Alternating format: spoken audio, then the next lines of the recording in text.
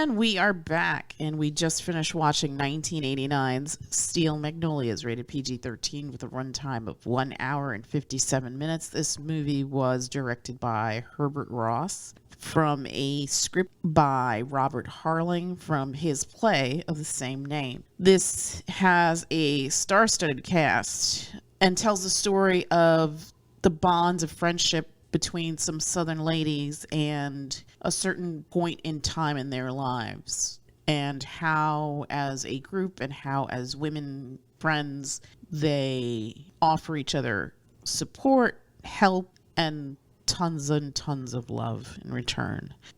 I'm pretty sure I've seen this movie way more times than I can remember. Always have been a huge fan of this film. Loved all the performances.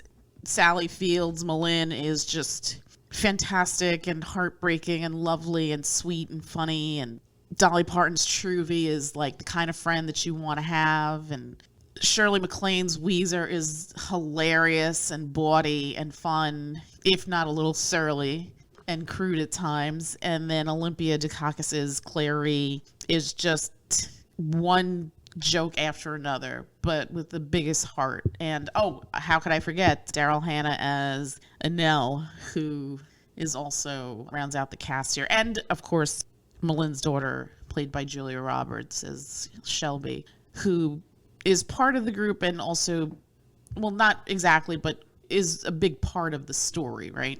Oh yeah, absolutely. I mean, honestly, it revolves around the Malin's relationship family between Malin and Shelby. Shelby. And yeah, that is sort of like what everything is like leading towards, and it's pretty much the heart of the movie. Yes, yeah. What did you think? I mean, I've always liked this movie. It's absolutely not my usual fare. Yeah. But it's done in a way that I lovely. think even like guys can like enjoy it. There's really sharp writing in this. The dynamics between the characters is really lovely. The story moves. It's not a short film, an hour 57 minutes. That's quite a bit to be sitting there, but it's highly entertaining. The story moves quickly. The dynamics between all the actresses is just really lovely, and it feels like whatever preconceived notions I have of Southern women, this movie absolutely fed to me. And I think that it just feels so real. Like all the dialogue in this film feels like stuff that you would say to your friends, and not even necessarily 1989. Everything about it from top to bottom. I've always loved this movie. I think. Yeah. I don't think I've seen it as many times as the Goldie Hawn, Kurt Russell Overboard, which I would wager I've seen at least 10,000 times. But this is up there. This is another movie that if I catch it, I will sit and watch it. I think that's probably how I saw it. Yeah. Because, like I said, this isn't the sort of thing I normally go out and seek, but I'm pretty sure you've watched. What are you talking about? You were crying during the funeral scene. Yeah, I was bawling. You heartless monster. No, I mean, it's sad. It didn't. I mean, it's. I was. You know, it's funny. I was about to say it's not Bing Bong sad. Only a human being died instead of an imaginary character. But yeah, it's sad. Yeah. God damn, Bing Bong. Yeah, Jesus. Yeah. That still gets but me. this is, and it's funny because that sequence from, I mean, you know where this movie's go. I think even the first time I saw this, I sort of knew where this was going. And when you get into that scene, it really throws you for a loop because it's like, which one? The scene at the very end at the funeral? No. Oh. I think just the sequence of all the pieces of the story leading up to Shelby getting sick and never waking up. So like when they go to the hairdressers and they get their hair cut and Truvy sees Shelby's arm and she's just mortified. Like you just understand where this is going, right? Yeah. And even before baby Jackson's born, like just the push and pull between Shelby and her mother, Malin, just how, especially when she tells her that she's pregnant. Yeah, I mean, she is just terrified completely not happy about this at all. Yeah, because it's in her mind, it's a death sentence. Her child, has these medical issues, and she's been advised that she should not have a child. Right. And it's funny because, and again, it's so weird because I've seen this movie repeatedly, and I always find something in it like that I grasp onto. And I think in this viewing, when she's having that conversation with her mother, where she says, I think it would make things better in her marriage to have the baby. And that light dawns on the mother, like why she's doing this. And then afterwards, when Malin walks away from her and you see the quiet desperation of Shelby, like she's distraught. She wants her mother. She's way more, she's definitely closer to her mother than she probably realizes. You see that when she has that little attack at the beginning when they're doing her hair for the wedding. Mm-hmm. And she says to her mother, when she realizes after the attack is over, she's just like, oh, Mama, I'm so sorry. Yeah. And the mother's looking at her like, it's okay. It wasn't that bad this time. So, and they definitely have a very special bond. Mm-hmm. So, yeah, I've always loved this movie. I've always loved the dynamics between all the actresses. It's completely believable. That writing and those performances, you really believe that this is a close-knit group of friends. I mean, they're not blood, but it shows. Yeah. Even like in the fun bickering between Olympia Dukakis and Shirley MacLaine. Ouiser and Clairee. Yeah, they were like the sort of like the comedy relief of the group. And just the heart that Dolly Parton has and shows, the kind of innocence that Daryl Hannah brings to the table. Yeah. I didn't quite get the whole, like, what made her suddenly become hyper-religious? Is that... I don't think it was just sort of like she suddenly was like... Well, I think religion always played a big role, but yeah, after her whole kind of lost weekend or whatever... Remember how Dolly said she was like, she could have gone to like Bible retreat, or she could have gone with me and a bunch of sinners to Vegas.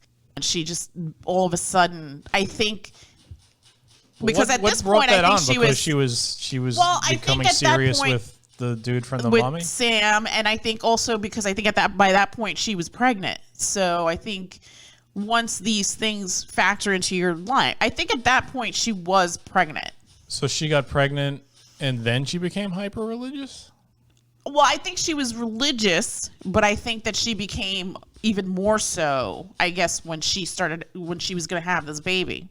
I thought her having the baby came later, because I remember when Shelby died, she wasn't even showing. I think by that point she was pregnant, because they had like the shower and like, there's that scene where, like, I think they were doing the kidney transplant, right? And she wanted to bring food, and they were supposed to cook something, and she's like, "What is this beer doing in my fridge?" Right, but that's why she was already hyper religious at that point, and I don't know. I thought she became she became hyper religious way before she became pregnant. Well, maybe. I don't know. I mean, like she became. She couldn't have. I mean, I don't. Well, I guess it's different, right? I mean, I feel like Catholics allegedly you're not supposed to be pregnant before you get married, but like I think she became hyper religious before Shelby got pregnant. When did she break out into? No. Because remember, I don't think she was. No, because she was still kind of like. There's that scene where Shelby comes to visit during Christmas. And she's sort of kind of like, now that the divorce is final, I'm sowing my wild oats and this, that, and the other thing. Well, it was the glasses. When she went back to wearing the glasses, that's when she became hyper-religious. Oh, it's funny that you picked that up. Yeah. That's true, yeah. Prior to that, she when she first shows up, she's all timid and meek, and she's got the glasses on. Yeah, and then she gets contacts. And then the next time you see her, it's like a year or so later, and she's got the contacts on. She's woohoo. Yeah. And then the next scene, she's also got the contacts on, and I guess that's a further into the relationship with Sammy. with Sam. And then the next scene after that is glasses, and she's praying in the hair studio. Yeah. So, well, even Truvy's character, she's like, I don't know. All of a sudden, like it just was a thing. I think Shelby already had the baby at this point. Yeah, I think you're right. I think because the first time we see her praying is when they're getting their hair cut. Right. During the whole right before the kidney thing. Right. Yeah. So yeah, I don't know. I just that's like one thing that I always wondered why they never really addressed that. You see the first birthday, and then they go into the hair thing, right? And then at the end, it's Easter, and Shelby's already passed. And if the baby was born in July, so he was a year old that July. So between Halloween, because I guess that's when she passes, right? She passed on Halloween. Yes, because no, because she was in the hospital for a bit, and then she passed. She was into the hospital for a while. Yeah. And then she died. But she definitely died before Easter. She died before Easter. Yeah. And Easter's when Annelle goes into labor. Yeah. So this happened fairly quickly. Yeah, like within a year. Well, it's just like the one thing that stuck out to me. It was like it was like a character change, and they didn't really address like really what the cause was or anything. Well, I don't know. I mean, it didn't bother me. Yeah. It was just like I was like, okay, this is the first time I've ever sat and watched this film from the very beginning to the very end. I wonder if this is like a plot point that I missed. Yeah. No. And I'm wondering I don't think they ever really, I don't think it's never really addressed. Yeah. I think it's just and one like, of those things. Like, it's not like the other people are like godless heathens or anything. No. They all go to church and But apparently she's just like hyper religious, which is even strange because like her boyfriend's not even. No. I mean, he's just like, Jesus Christ. Yeah. And she's like, are you taking the Lord's name? I didn't take it in vain. I found it very useful. Another really great line. Did you have a favorite character in this film?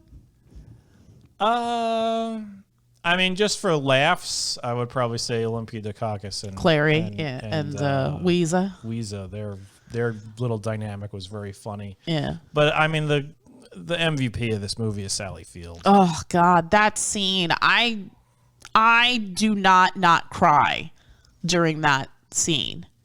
That whole like that turmoil sequence, is just it's gut wrenching. It's truly painful. I mean, you're like thinking, oh my God forbid this ever happens to me. I mean, I got kids. I would never, ever want to bury a child. Yeah, I never want to outlive my kids. Yeah, and she loved her daughter so much, and they had like a tumultuous relationship at times, but the love was always there.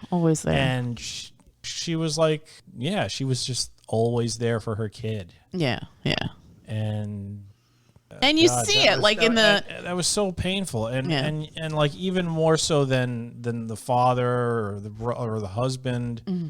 Like for her, it's like a piece of her soul is dying. Right. Is being torn out. Yeah. You know? And then like to even make it more painful, it's like it's your choice. Here's the husband signing that piece of paper. I felt terrible for him too, but still. Yeah. You have to watch this other guy sign the piece of paper that basically says, "Do not resuscitate. My your daughter is going to die now." As soon as that pen lifts off that piece of paper, it's like it's over. That's it. That's. And she goes fairly quickly. Yeah. I mean, she was only being kept alive by those machines. Yeah. That's I mean, that sequence.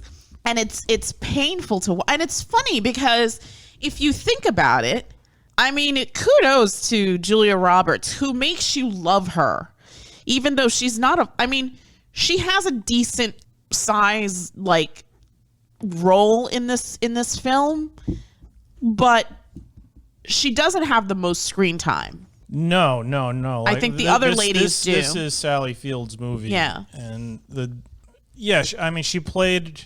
The part she played was it was perfect in that, like I said, you had that bit of tumultuousness, you had the fact that she made a choice, and you could sort of like be upset with her by it, but you understand Sally Field's position, you understand her position. Yeah.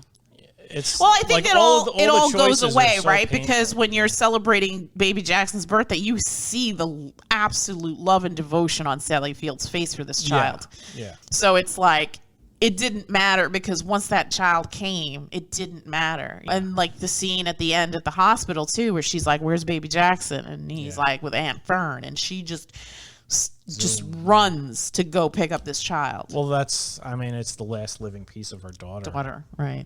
Yeah. So whenever she looks at baby Jackson, she'll see Shelby. That's all she'll see. Yeah. Right. And that was another powerful scene about that, or part of that scene in the cemetery, where she says, "Is this child ever gonna know how wonderful his mother was, that she basically gave up her life so that he could have a life?" Yeah.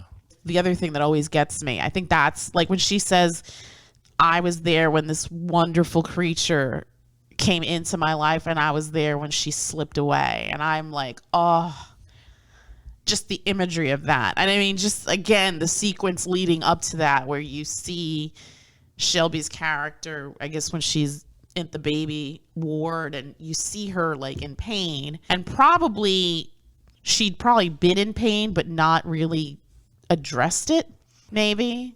I mean, I think this is a problem with a lot of people, that you ignore symptoms and stuff and just don't pay attention till, unfortunately, it's too late. And that's sort of what happens here as well. And then it just goes very quickly. And just the little sequences, and obviously the love and devotion that Malin's character has for her daughter, where she just doesn't leave the hospital. There's the night shift nurse, and you see Malin's by Shelby's bed. So it's like, it's just so devastating. Again, I hope we never have to go through any of that, but it's sad to watch. It's not to get off on too much of a tangent, but there are scenes in films that completely wreck me. This is definitely one that, up until Clairee goes into her speech about Ouiser at the cemetery, that sequence always wrecks me. And I know you're not a big fan of the film, and we've argued about it, but at the beginning of Mystic Pizza, when the Sean Penn character I'm not Mystic Pizza. What did I say? I'm thinking of Julia Roberts. Mystic River. Sorry.